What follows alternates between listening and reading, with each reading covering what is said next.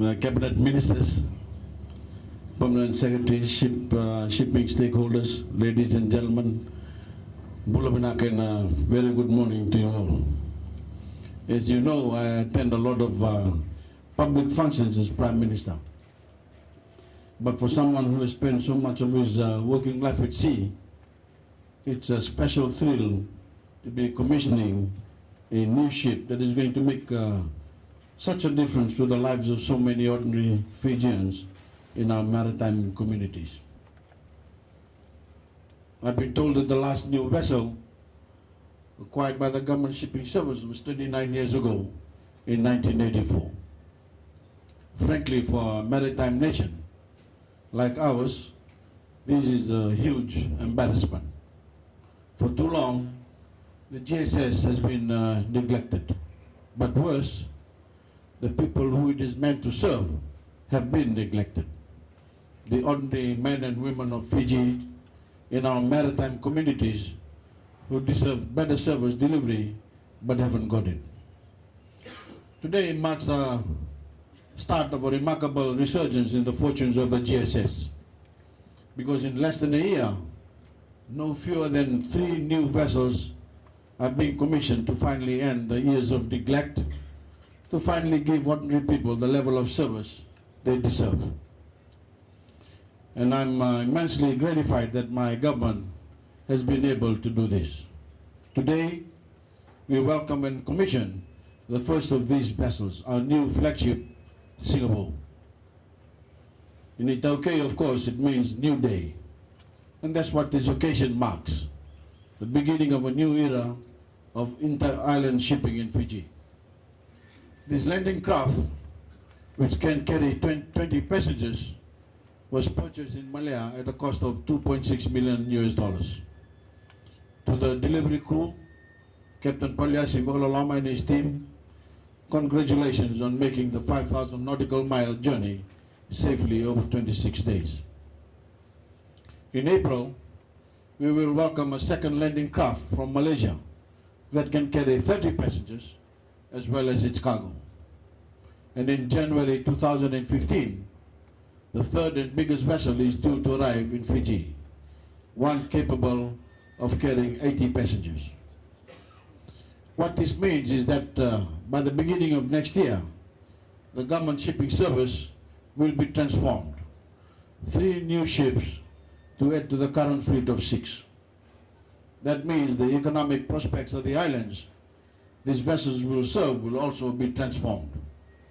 We will finally have workhorses capable of carrying the goods and the people needed to open up these places for further development.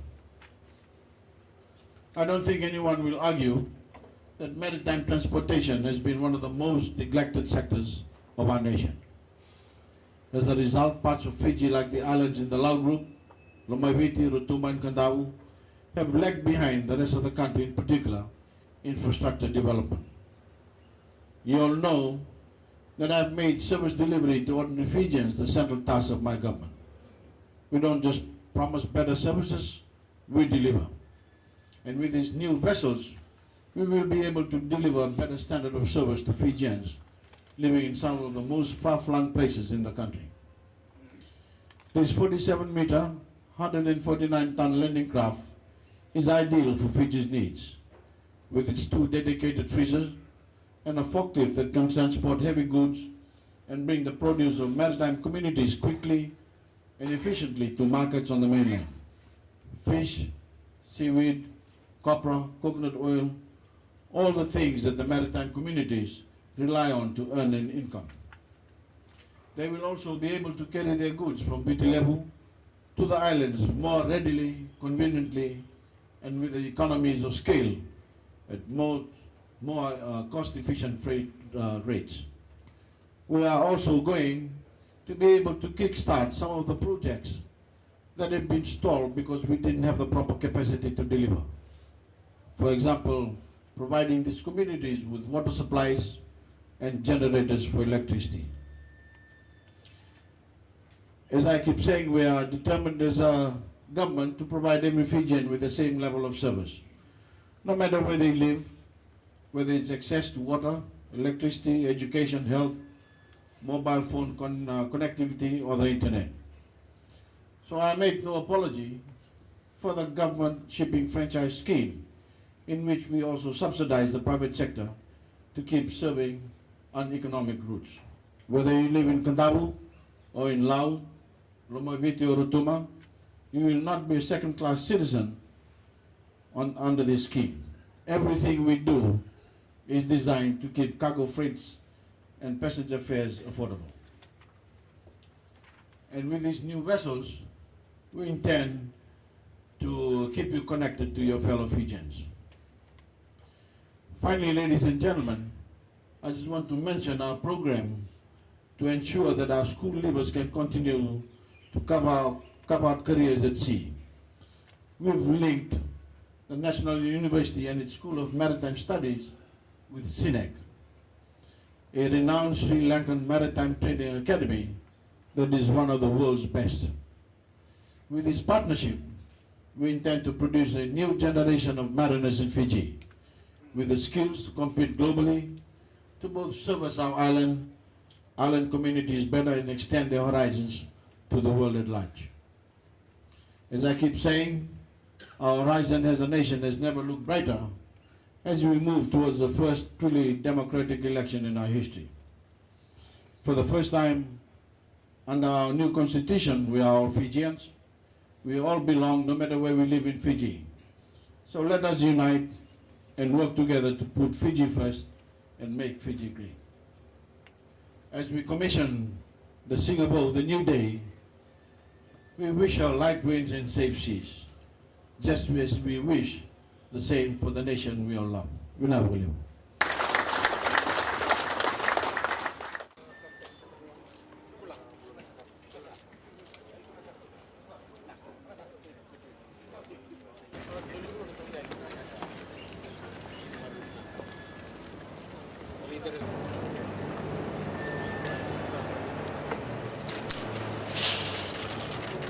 Now, hello.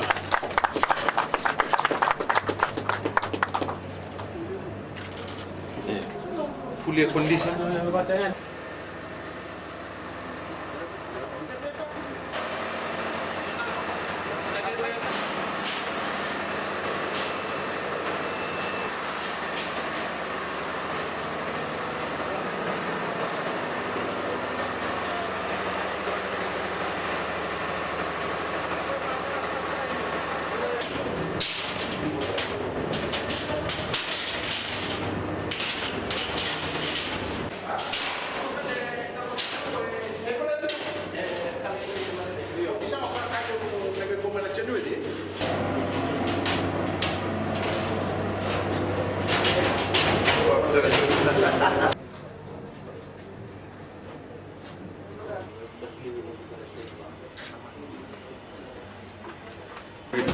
Autopista lain GPS. Kita mau lagi curang ngomong. Kita mau sampai kue pasir lagi kita. Siang lebih dah. Itu uang kayu biji. Kamu betul.